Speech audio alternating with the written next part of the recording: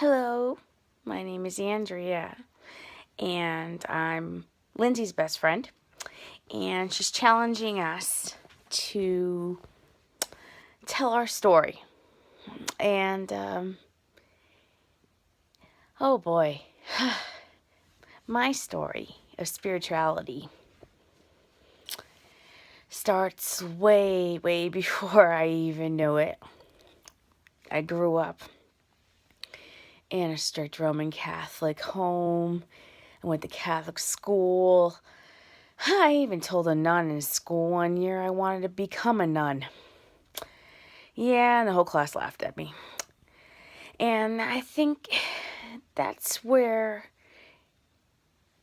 the faith started. I really, really, really was into the Bible. I was a lector. I read it in church. I was in the chorus and in the choir, and I cantored, and I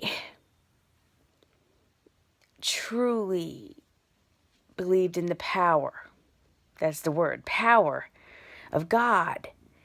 And I prayed. I had a list when I went to bed, and I prayed for everybody I knew and why I was praying for them.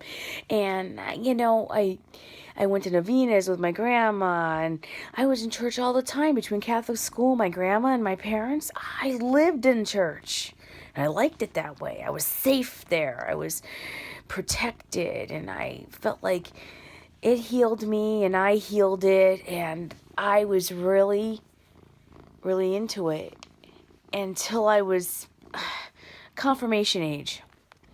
Had a bad experience with a priest that ended up in jail. He didn't do anything to me, but the altar boy thing. And he was like my idol, my buddy. I hung out with him all the time, and I idolized him, and he let me down really bad. And my whole faith in the Catholic Church kind of just went plummeting, and I didn't want to believe in anything. And I went on like that for a long time, practicing my own way, my own thing, not liking the Catholic Church, not wanting to go to church, always had something against them. They're very political. I did it all. I had every excuse in the book not to go to church. Because I was hurt inside. It kind of went against everything I believed in, and I didn't know where to put it. And then you have the other side. That power that I didn't understand, that I put on the church. I put it into my faith appropriately, yes, maybe a little obsessively, but I understood power in it. The way it made me feel inside, the way it flowed through my veins, the way it made me stronger and wiser, and the way I felt like I was a service-oriented person. All the activities with the church, and then Girl Scouts, and adopt the grandparent programs, and it all led to service and helping others, and do unto others as you want done to you kind of philosophy. And now I look back, and it was all my gifts working on autopilot. Didn't know what they were, didn't know how to explain it. It just happened. And then you add on the fact that my bedroom was haunted. Truly, I was scared to death of my bedroom. The closet had an old hamper that came with the house. Now, as an adult, I could see where the problem was. But my dog wouldn't even come in my room. I mean, I blessed myself with the holy water I had on the door in a little St. Teresa holy water holder. When I entered the room, when I exited the room, I prayed. I had religious artifacts all over my room. I knew there was something in there. Did I understand the spirit world? Did I understand paranormal? The ghost hunter that I am today was not developed at all. So I came to my own terms with the room, my own set of protection, my own level of power. And I made it through 14 years in that house, in that room. All the stuff scattered all over the floor when I come home from school, and my parents would yell at me and say that I make a mess and I can't keep my room clean, and they ground me for things I didn't even do. I'd wake up in the middle of the night. My dad would be going by to go to the bathroom, and he'd hear me talking in foreign languages.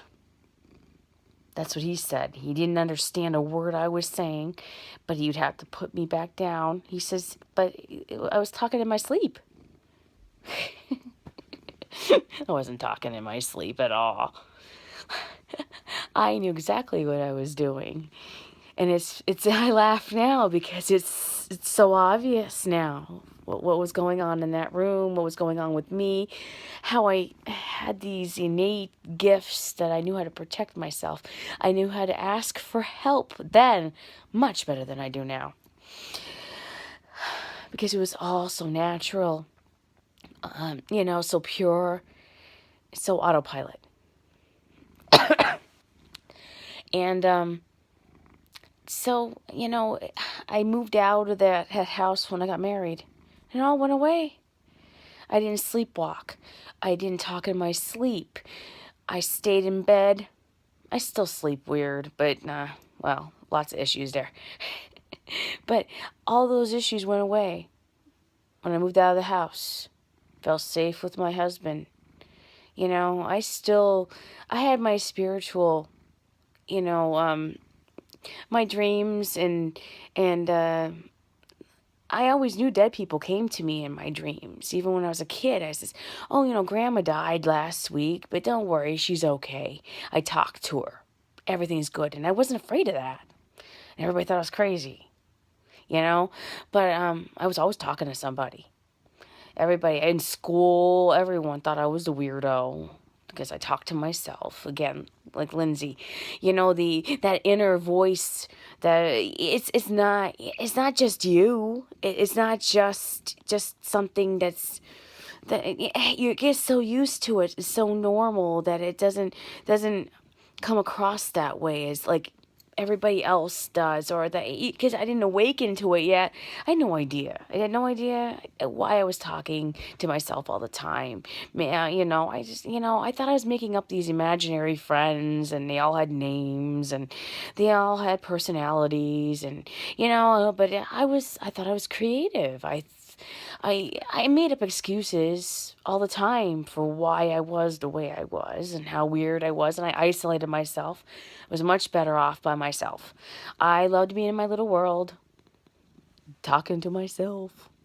Much better there. Hey, they all knew me, and they liked me, and they didn't criticize me. Why would I want to be out in the world? I mean, it made sense to me then. It still does now. But, it was just so natural. I just hibernated away from everything. And it wasn't until I met Lindsay that I actually really understood that I'm an empath and clairvoyant. And I have so much more to offer the world, to offer myself. And the divine is me. That's what you have to realize. You are the divine. You are the goddess. And you have the power. And you can heal others. You can heal yourself, which is the hardest part. I'm much better at healing others than me. I'm hard on myself still, and it does take me time to come around sometimes, but it's much faster now. I snap out of it faster. The world doesn't crumble, and I don't get depressed, and I don't hibernate even more than my norm. That was how I used to be. I just curl up in a ball and die because the world's falling apart.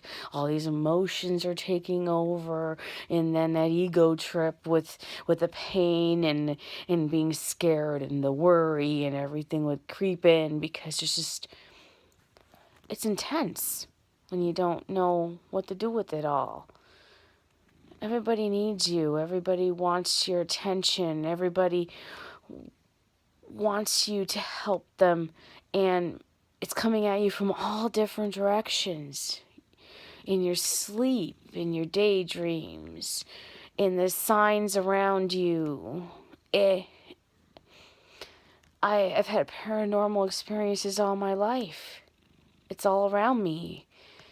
And if you don't know how to take control of that, it just really takes you down.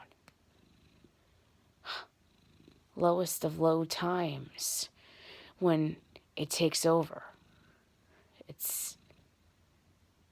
can't even believe that I used to have days like that. It's just it's like an amazing transformation over like the last 5 years of how far I've come. Went on a fitness journey and lost 50 pounds. I don't bite my nails anymore. I don't twiddle my hair anymore. Hey, these braids were not allowed when I was a kid. I'd be, I mean, nervous habits galore. I just was not in control of everything going on around me, in me. It's just amazing how clear and flowing my world is around me now. And how just by knowing exactly what's going on, having those ah moments that wake you up so much that this is where I want to be. This is what I want out of life. That I want to see it like this. This is my world. Not everything that's out there that you see with your naked eye. That's not the world.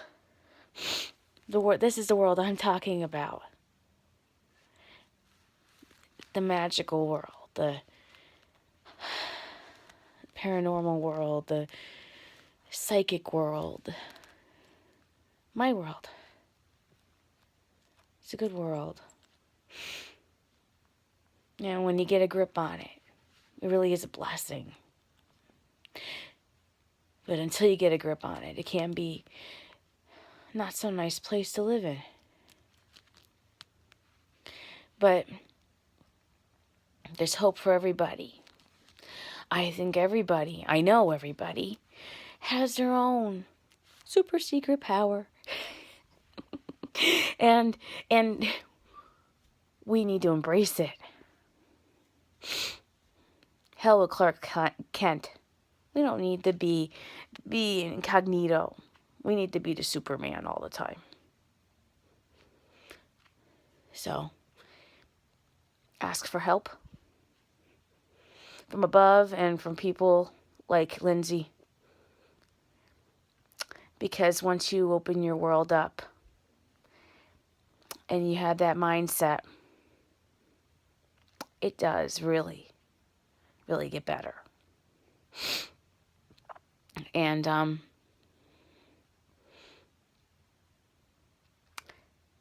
I want that for everybody. And that's why I think it's important to tell your story. And to let people know that there is the bright light. And it's in you. It's in me. And the more we radiate out to the world, the more it's seen and felt. And the more people like us will start coming out of the woodwork. Because we aren't alone. And we need to embrace our gifts. Not think of them as negative things. Because they really are a blessing. So, love and light. And have the courage to step forward and choose your destiny. Love to all of you. Thank you for your time.